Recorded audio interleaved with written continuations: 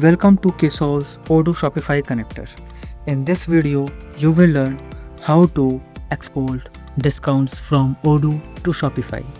Head over to Shopify connector app, click on configuration, select Shopify discounts. Let's create a new discount.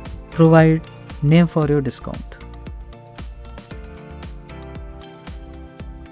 Add instance for the discount in which you want to export. Add the details as required. You can provide the start and end dates and other details as required.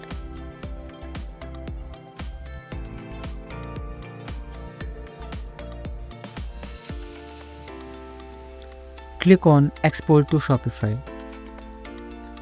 Now go to Logs, Ksolves. As you can see, Ksolves for the related Shopify discount have been created. The Ksolves will be processed automatically or you can process them manually.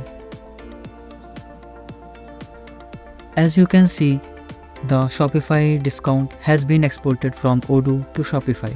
Head over to Shopify. Head over to discounts. As you can see, the discount we created just now has been added. You can see and verify the details as we provided. In this way, we can export discounts from Odoo to Shopify. Contact us at sales@ksolves.com or visit the Odoo App Store to start your free trial today.